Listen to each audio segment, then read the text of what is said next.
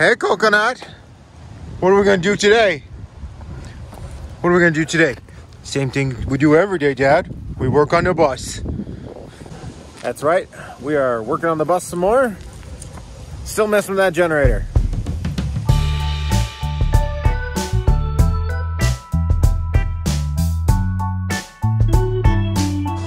So, where did we leave off? We got it running.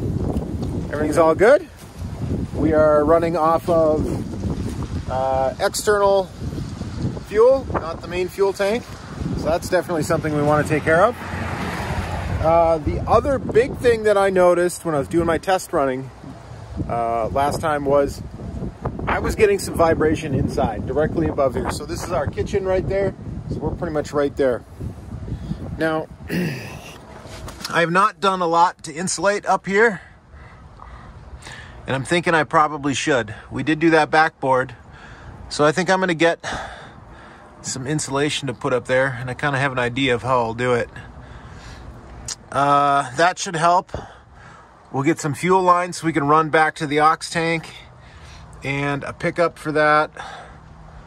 And then here is the other thing I got. I got these at Northern Tool. These are for compressors, but I don't see why it wouldn't work for a generator as well. Just anti-vibration pads. So I'll just stick one of these under each corner, and that should help. And then the bolts should still connect just fine through there. So I'm thinking that should help with vibration.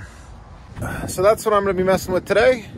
If you want to follow along, that'd be great.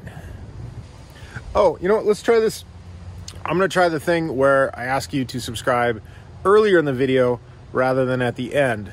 I'll probably still do it at the end, but more people watch this far than watch all the way to the end. So if you like this kind of stuff, subscribe. It helps us out.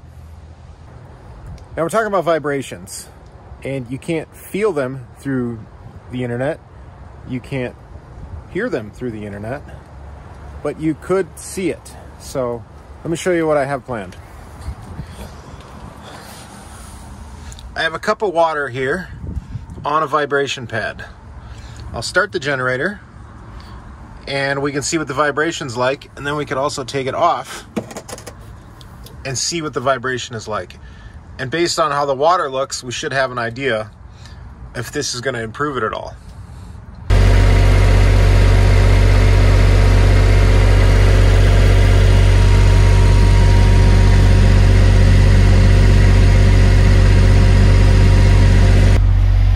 Well, if it matters, I feel a lot less vibration there. Let's see what it's like inside here.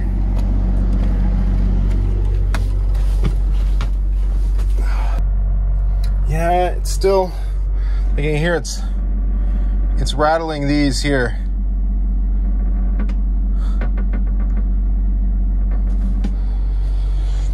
So I need to insulate underneath this floor. What, Coconut? See, Coco thinks we're going she thinks we're going on a trip. No, we're not. If she doesn't get to come with, she just loses her mind. Coco, we're not going on a bus trip. She says, yes, we are, Dad. All right, I'm gonna go get some soundproofing insulation and see if we can't improve the situation a little bit. It's a new day. We are running out of these nice days. So I ended up with this stuff called Safe and Sound by Rockwool. And this is supposed to be fire retardant and all that stuff. And it's also not fiberglass, so I can work with it with my bare hands, which is nice. And then I'm going to use this stuff to keep it up. I did that in my previous little generator bay, and it worked out okay. So that's what I'm going to do. Now, I know what you're thinking. You're thinking, Sean, why didn't you do this when the generator was out? And you'd be right. That's a very good question. My thought was, This generator's in a nice quiet box. How could there be any problems? How could sound be an issue at all, right? Well, I was wrong. So yeah, I think I can get in here. There's enough room to get in here to do what I need to do. It's gonna be a little snug here with that pipe there. I could recut that and move that, but I really don't feel like doing plumbing right now. So I think I'll just go over it.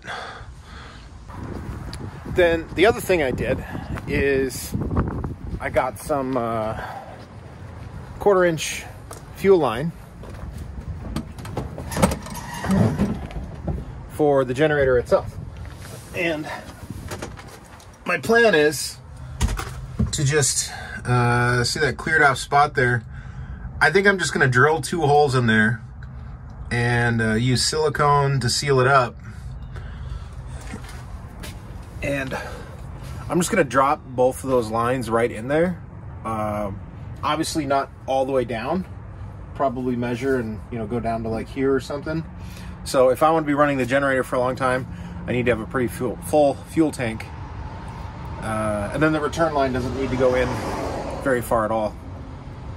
But I think that just seems like the simplest solution, and I can't think of a reason why that would be bad, other than, you know, like in a catastrophic event like a rollover or something, might have fuel leaking. But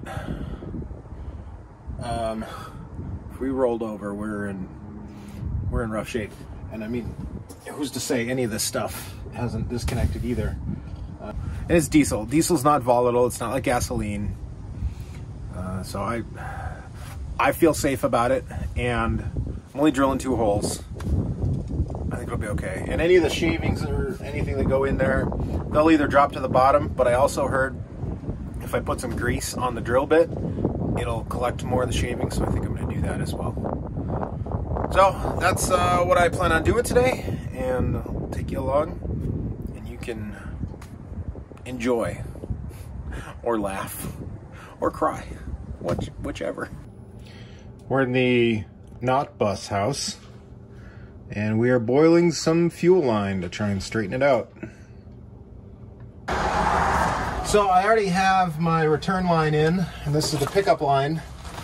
And remember, I already boiled these lines, so they're not quite as curvy. There's a little curve in it. Maybe we can straighten that out a little bit. It'll probably revert back. But I know this fuel gets pretty warm, especially in the summer when it returns through the engine. But, so my plan is, let's put it in about right there, maybe. Maybe that's too much. Something like that. I mean, that's still like 1/3 of a tank, I would say. Because there's fuel over there too in the other main tank. This is just auxiliary, but it'll pull from it. So anyway, it makes sense to me. So I think we're gonna go that far in, and I can adjust it later if I need to, which is kind of nice with this setup. So I'm just gonna keep my finger on there and just go into that hole that I drilled. And now that's not gonna move. So that's what I have going there. I need to do something with this wire. Oh, crap. I got this wire looped in there. I'm gonna have to redo that, but I'll do that off camera. So I'm just gonna put some silicone around those, and I'm thinking that'll hold them pretty well. If not, I'll find out. So I thought this was pretty cool. You can see how much fuel I'm dipping into. And we're at a pretty full amount right now, at least I thought we were. But we are tipped quite a bit. So, makes sense. Alright, so that's how it's looking now. We'll let that set up, and I think we're going to be good to test that here this afternoon. So I've been making some sound absorbing panels, and what I'm doing is I'm using this expanded metal that they use for backing on stucco and that sort of stuff, and then I'm zip tying this Safe and Sound insulation to it, which is non-fiberglass. And I just made a mistake there. As you can see, I let it flex a little bit. The zip ties aren't exactly perfect. It's just there just to keep it in place while I get it up. And then the other stuff, kind of that expanded metal. Yeah. This stuff keeps it in place while it gets attached to whatever surface you're sandwiching it in between, and I'll show you how to do that later once we install. But I got one more panel here to build, and I'll show you how we do it. Let's see how I'm doing a 2 foot long panel. Yeah, that should work. So what I've actually found is a pretty good way to cut this. It's kind of weird, but just to use an angle grinder, it just cuts right through it. So there's about 2 feet. Right. Just make a little mark there.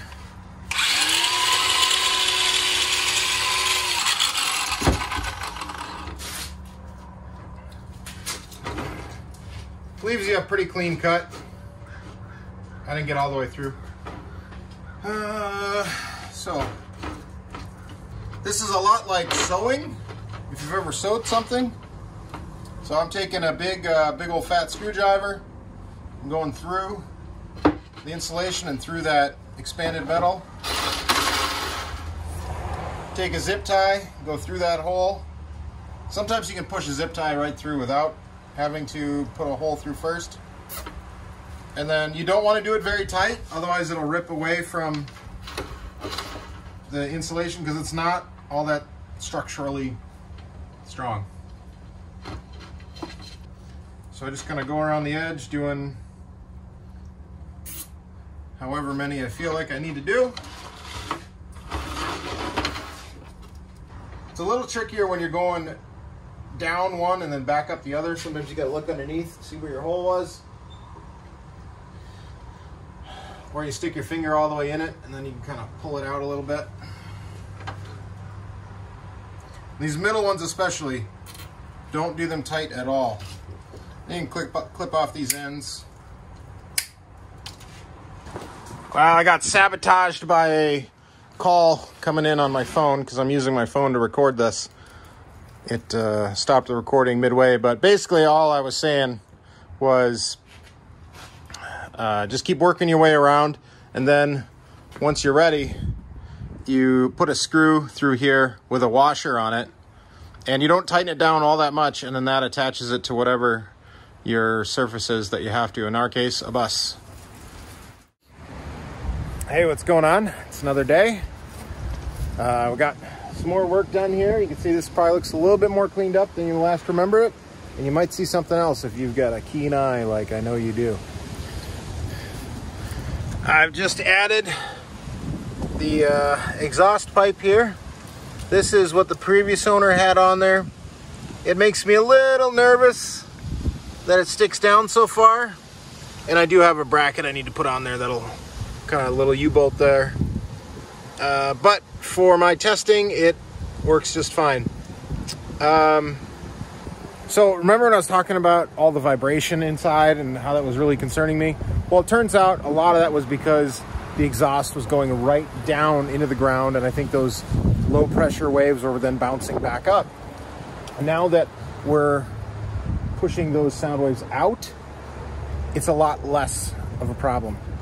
So I want to show you what that sounds like, but you'll notice I got my old generator out here too, and I'm not getting rid of it. Don't worry, but we are going to do a little comparison just to see what does this sound like in comparison to that. And you know what, I don't even know. Now the thing to consider about these ones, and what's really nice, is when they are under low load, they're actually pretty quiet, maybe even quieter than this. Boy, it's windy. But once you load them up, they start screaming because they work off of a variable RPM and variable fuel. So they just start ramping up with their speed and just how much fuel is going in, so they get loud and the RPM goes up. This, on the other hand, at worst, it just kind of loads up a little bit. I can barely tell, to be honest. You might not even be able to tell. I will load them both up, and let's do a little comparison here, just to finish off this video.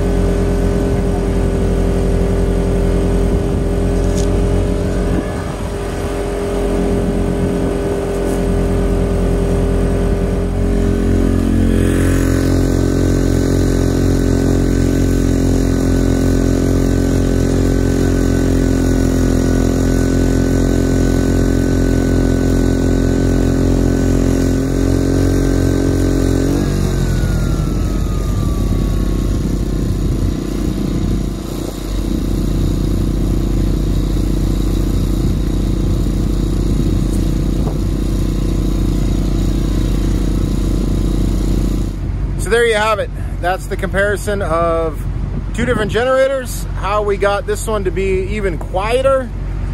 Inside, it is just perfect. I had my Jen went in there and I said, well, how do you feel about it? And she said, we've had plenty of generators that are louder than this. I think maybe I just have fond memories of that Onan 7K. I'm just, because I really felt like that was a good generator. Of course, they're all quieter than that 4K Onan we had years and years ago when we first started. But we even turned on the air conditioners and you couldn't hear anything, really. The air conditioners were louder than this generator inside. So anyway, that's all we have, I think, for this episode. Before I blow away, if you like what we're doing, subscribe, hit that thumbs up, and we'll see you next time. Bye.